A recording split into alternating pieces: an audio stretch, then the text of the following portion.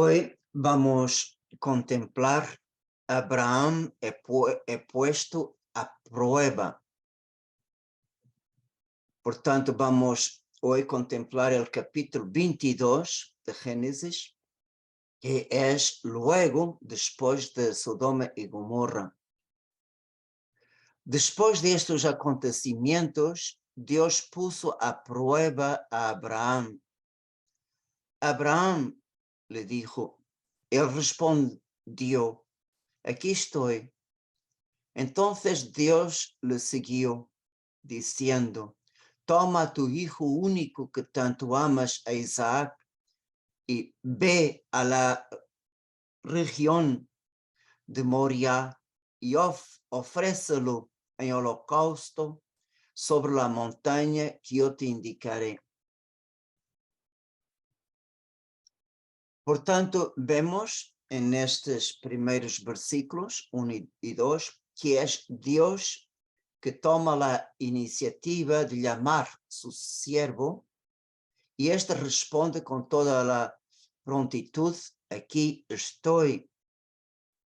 En esta respuesta, Abraham es como una figura de Jesucristo en su disponibilidad para responder al Padre, como está escrito en la carta de los Hebreos. Cristo, al entrar en el mundo, dijo, tú no has querido sacrificio ni oblación, en cambio me has dado un cuerpo. No has mirado con agrado los holocaustos y los sacrificios expiatorios. Entonces dijo, aquí estoy para hacer, oh Dios, tu voluntad. Por tanto, vemos que Abraham, el padre de nuestra fe, toda su vida a esta constante. Una cosa que siempre se repite, es Dios quien hace el primer paso, es Dios quien toma la iniciativa. Vemos, por ejemplo, cuando él habitaba en su familia, sus familiares prestaban culto a otros dioses.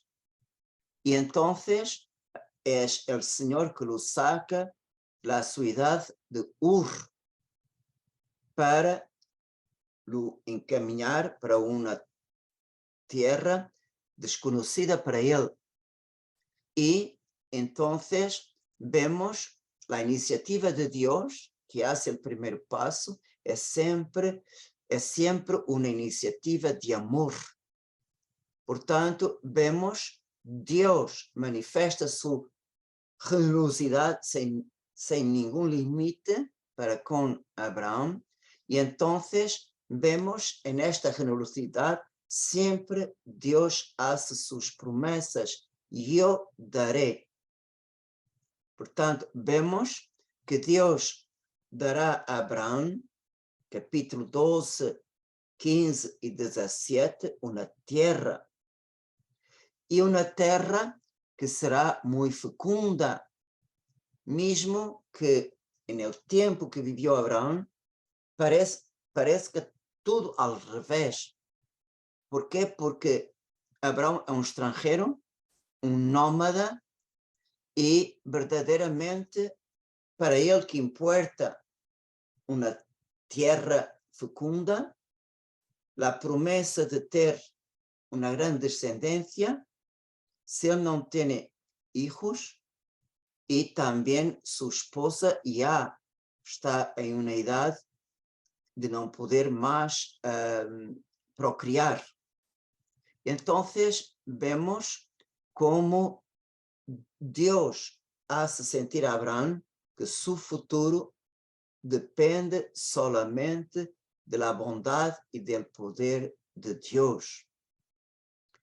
Por tanto, vemos Abraham también es un preanuncio del pueblo que va a descender de él, también sin ningún mérito de ellos, el Señor verdaderamente elige sem nenhum mérito y pide de su pueblo, do pueblo judío, pide solamente una fe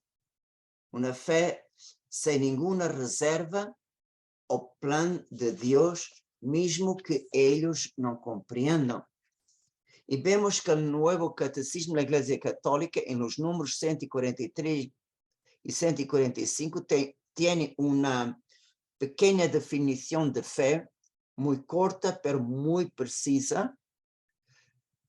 Por la fe, el hombre sacrifica su inteligencia y su voluntad a Dios, que revela.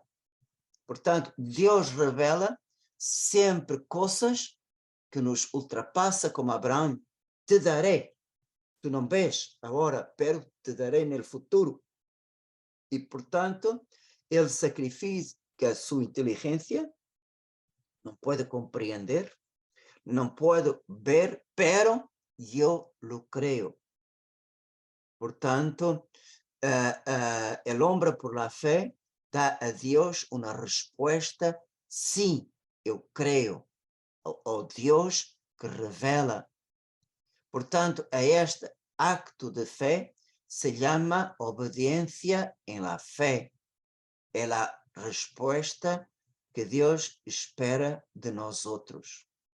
E em la carta a los Hebreos, principalmente en el capítulo 11, la escritura coloca a Abraão como ejemplo digno de ser seguido, como ejemplo do hombre que acreditou sem ver cumpridas, sem ter já cumpridas as promessas de Deus. E foi por la fé que, por exemplo, Sara tuvo la gracia de conceber y engendrar un hijo. Y por la fe también Abraham sacrificó su hijo en el monte Horeb, mesmo que este sacrifício não tenha sido consumado. E vemos que perante a ordem de Deus, Gênesis 22, versículo 1 e 2, Abraão não disse uma palavra, pero respondeu a Deus com aquela prontitude em la acción. Está escrito en el versículo 3 a 5. A la madrugada del día siguiente, Abraão ensilhou su asno, tomou consigo a 2 de sus servidores e a su hijo Isaac. E depois de cortar la leña para el holocausto, se dirigiu hacia el lugar que Dios le había indicado. Al terceiro dia, alzando los ojos, divisó el lugar desde lejos y dijo a sus servidores: quédense aquí con el asno mientras yo y el muchacho seguiremos adelante. Daremos culto a Dios y después volveremos a reunirnos con ustedes. Por tanto, vengan este ejemplo. Dios pidió prontamente en el día siguiente. Abraão respondeu com acção. Podemos imaginar que angústia Abraão passou aquela noite. Ele sabia muito bem o que se iria passar no dia seguinte. E é curioso que Abraão não falou com nenhuma pessoa, nem tampouco a seus servientes que o acompanharam.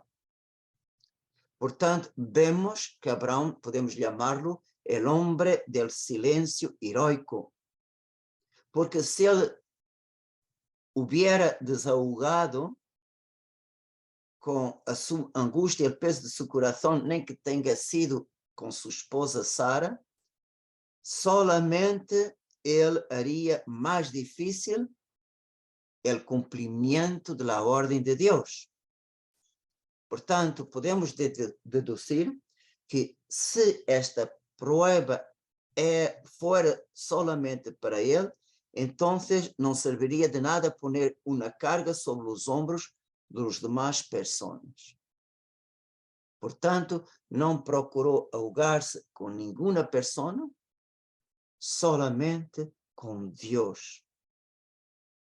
Portanto, vemos en el silencio de su corazón, en aquella noche, como en los 3 días siguientes, cuántos actos de confianza ciega y de abandono en las manos de Dios.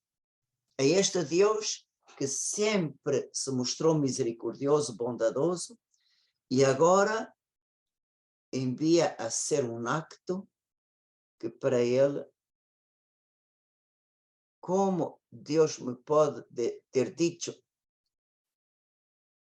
te darei um hijo, de ele terás uma grande descendência, e agora me manda imolar-lo como um holocausto.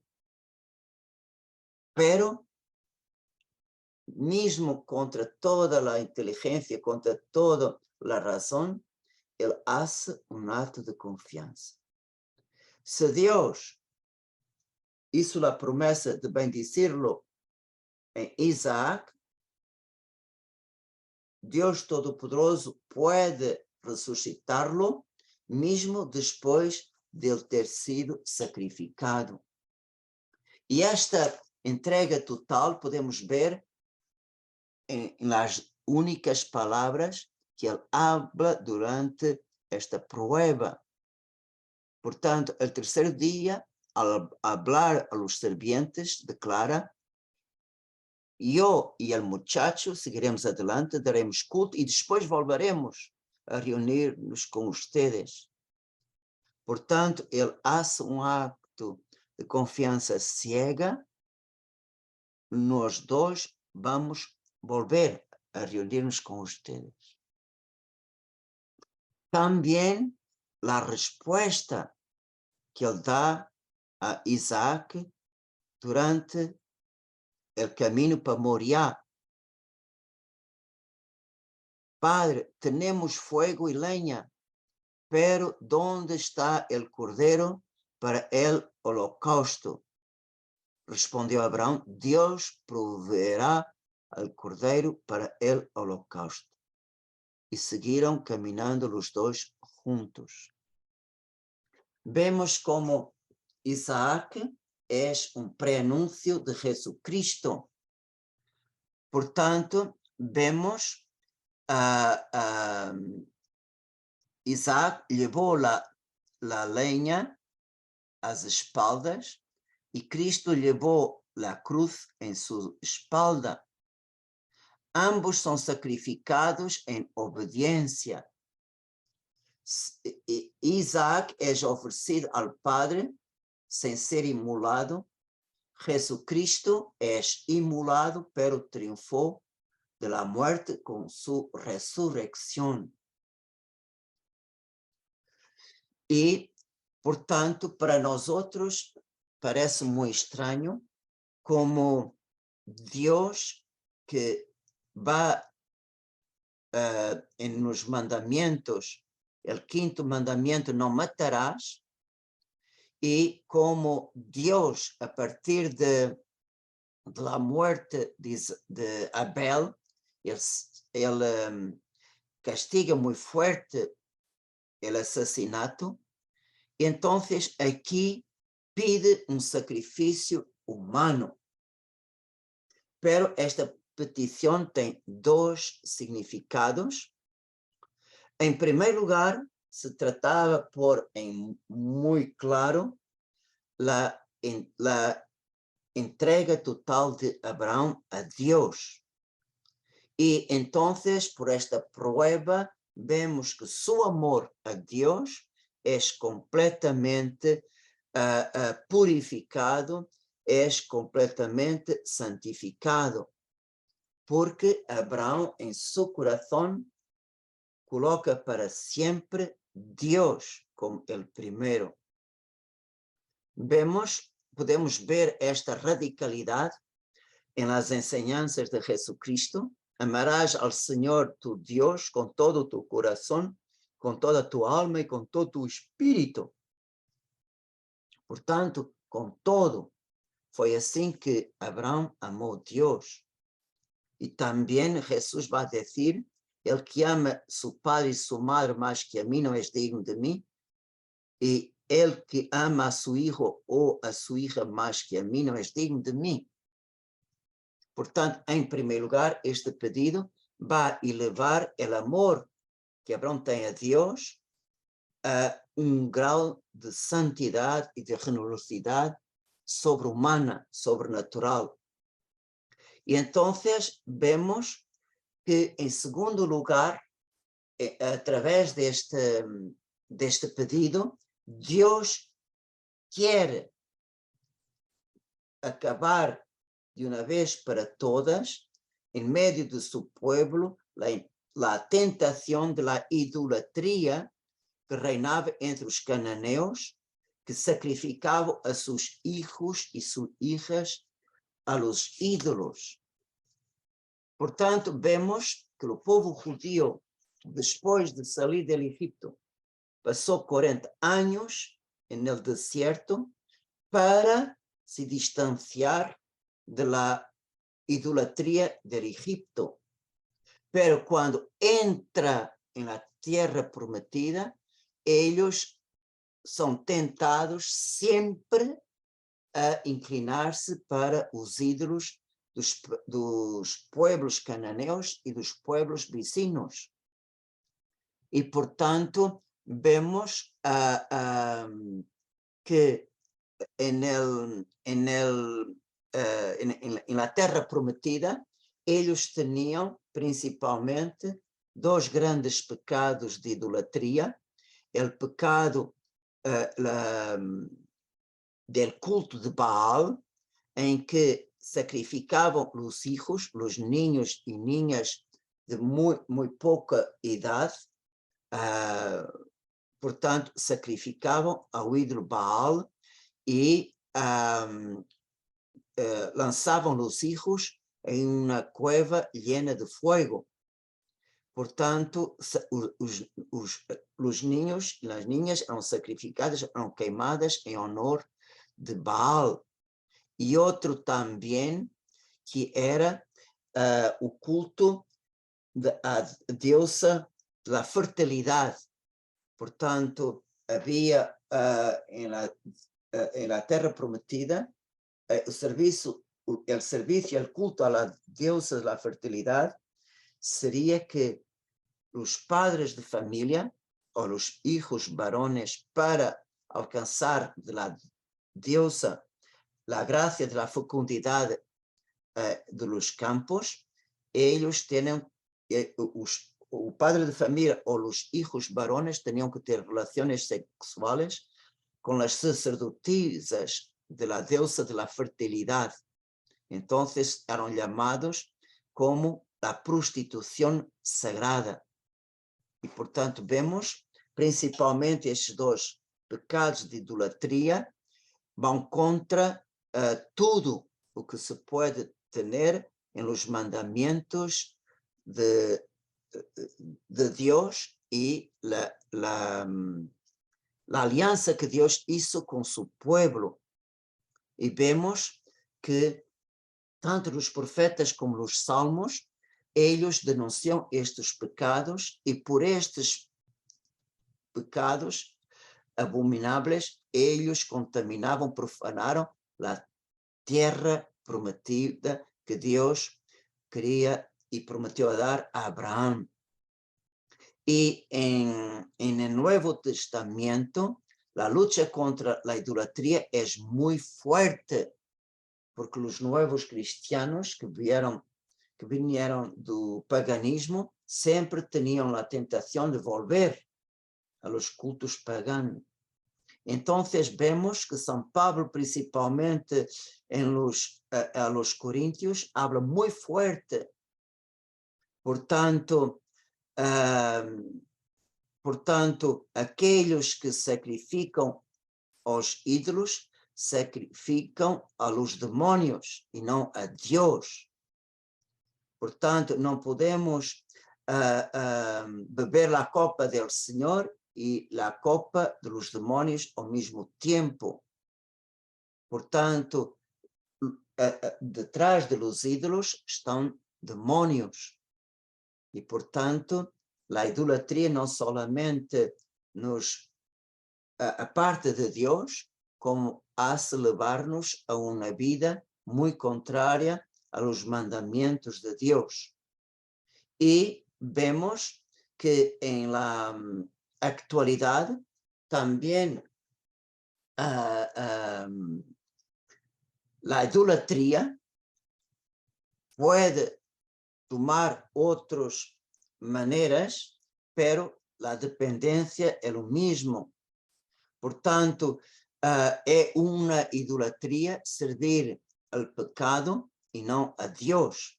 E ao pecado, por el pecado, o demônio nos escraviza, porque cada vez que caímos, o demônio nos amarra cada vez mais àquela dependência. Pode ser dinheiro, vinho, codicia, poder, prazer, envidia, ódio. Portanto, vemos que há muitas espécies de idolatria hoje, que é muito contrária à vida segundo o Espírito que produz em nós outros, não frutos que conduzem à morte, pero à vida. Portanto, vemos servir ao inimigo por meio de nossos pecados mostra grande desconhecimento que Deus é o único e solamente Ele nos pode libertar. Pero vamos volver entonces a la narrativa, pero quiero dejar muy claro que Dios no quiere los sacrificios humanos. No. Y continuando en Génesis 22, versículo 9, vemos como Dios providencia la víctima. Cuando llegaron al lugar que Dios le había indicado, Abraham erigió un altar, dispuso la leña, ató a su hijo Isaac y lo puso sobre el altar encima de la leña. Luego extendió su mano y tomó el cuchillo para inmolar a su hijo. Pero el ángel del Señor le llamó desde el cielo: Abraham, Abraham. Aquí estoy, respondió él. Y el ángel dijo: no pongas tu mano sobre el muchacho, ni le hagas ningún daño. Ahora sé que temes a Dios, porque no me has negado ni siquiera a tu hijo único. Al levantar la vista, Abraham vio un carnero que tenía los cuernos enredados en una zarza. Entonces fue a tomar el carnero y lo ofreció en holocausto en lugar de su hijo. Abraham llamó a este lugar: el Señor proveerá. Y de allí se origina el dicho siguiente: en la montaña del Señor se proveerá. Por tanto, la gran confianza que Abraham colocó en Dios, por tanto, fue una luz que le dio fuerza para toda esta prueba, y al final, verdaderamente, Dios regaló a ellos un carnero para el holocausto. Por tanto, podemos ver en este holocausto que Dios regala segundo la fe que nosotros tenemos en Él. Abraham tenía la fe: Dios va a providenciar el cordero, y aconteció.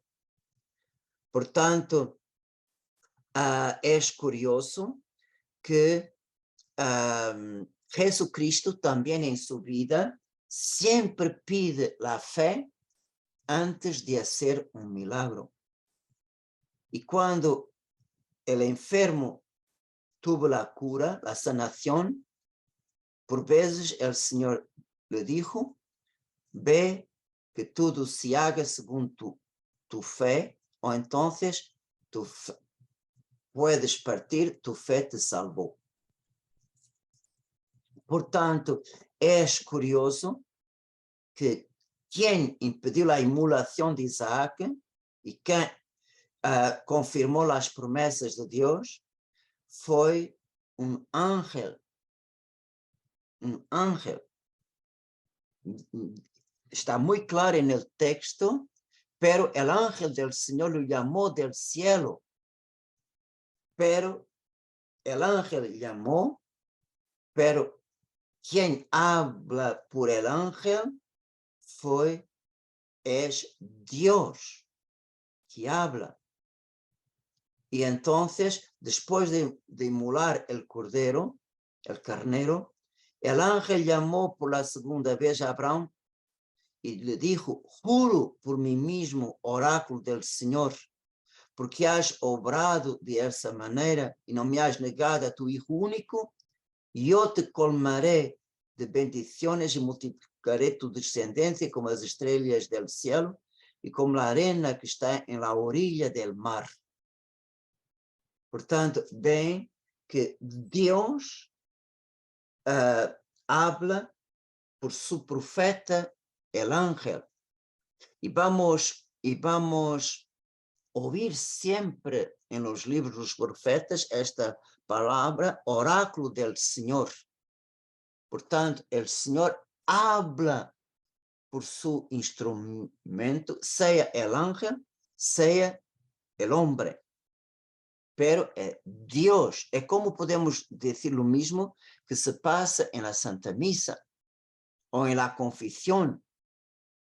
Nosotros oímos el sacerdote decir, esto es mi cuerpo. Por tanto, estoy seguro que ninguna persona piensa que en el pan consagrado está el cuerpo del Padre que habla. No, es Jesús que habla. Nosotros escuchamos la voz del hombre, sacerdote, pero es Jesús que habla y consagra el pan y el vino. Es Jesús mismo que está presente en la hostia, en el vino consagrado. Y es curioso que este mismo acontecimiento se pasa con la vocación de Moisés, también en el mismo monte del sacrificio de Abraham, no monte Horeb. Allí se le apareció el ángel del Señor en una llama de fuego. Al ver la zarza ardía sin consumirse, Moisés pensó, voy a observar este grandioso espectáculo. Por tanto, quien apareció fue el ángel del Señor en la forma de una llama. Pero cuando empieza a hablar, Dios le dijo, no te acerques hasta aquí, quítate las sandalias porque el suelo que estás pisando es una tierra santa. Yo soy el Dios de Abraham, Isaac y de Jacob. Por tanto, ustedes miren, el ángel que aparece, el ángel que se manifiesta, es Dios que habla por el ángel. Por tanto, vemos que los ángeles, tanto en el Antiguo como en el Nuevo Testamento, son instrumentos sin ningún obstáculo a la acción y la palabra de Dios. Como ellos, los santos ángeles, no tienen pecado, no hacen ningún obstáculo cuando Dios quiere hablar por ellos o cuando Dios quiere actuar por ellos. Y en este sentido que vemos la pasaje de Éxodo, capítulo 23, versículo 20 a 21. Eu vou enviar um ángel delante de ti para que te proteja en el camino y te conduzca hasta el lugar que te he preparado. Respéctalo, escucha su voz, no te rebeles contra él, ya que mi nombre está en él. En otras traducciones bíblicas está escrito, porque él habla en mi nombre. Portanto, es muy importante, y esta lectura en la fiesta de los ángeles guardianes, custodios, en el 2 de octubre, portanto, esa lectura se aplica a nuestro ángel de la guarda junto de nosotros. Portanto, cuando en nuestro ángel de la guarda háblanos dentro de nuestra conciencia, debemos escucharlo, porque es el Señor que nos habla a través de nuestro ángel de la guarda. Portanto, cuando ellos nos hablan, nunca es por su propia iniciativa, pero es siempre por iniciativa de Dios. É isto mesmo que São Rafael confidencia a Tobias. Quando estuve com ustedes, não foi por minha própria iniciativa, senão por vontade de Deus. Portanto, el ángel nunca nos aparta, nunca coloca nuestra mirada para ele, senão para Deus. Sempre para Deus, para que hagamos su voluntade. E este capítulo de Gênesis 22 termina: Abraão regressou a donde estavam sus servidores, todos juntos se foram a Berseba, e Abraão residiu ali. Portanto, ao final desta grande prueba, vino la bonanza, quer dizer, la recompensa. Portanto, en el plan histórico, Abraão recibió la confirmación definitiva de las promesas divinas. Y es curioso, después de esta prueba, por la primera vez, Abraão estableceu su morada en este lugar, Beerseba. Portanto, aqui en este lugar, ele tuvo uma vida menos dura e mais estável. Portanto, em nossa vida, sabemos muito bem que quando temos uma prueba, quando vivimos algo difícil, as pruebas, nos ensina Santiago, portanto, a prueba produz em nós outros a paciência. E, portanto, o fruto da paciência probada e comprovada é que também Santiago dijo, receberá a corona de vida que Deus prometeu àqueles que o amam. Portanto, nunca Deus nos deixa sem nos premiar, sem recompensar por cada prueba que nós outros passamos. Portanto, cada prueba nos ajuda a alcançar a corona de la vida. Aquela corona del servo fiel que o Senhor deseja recompensar e ter sempre com Ele para toda a eternidade. Amém.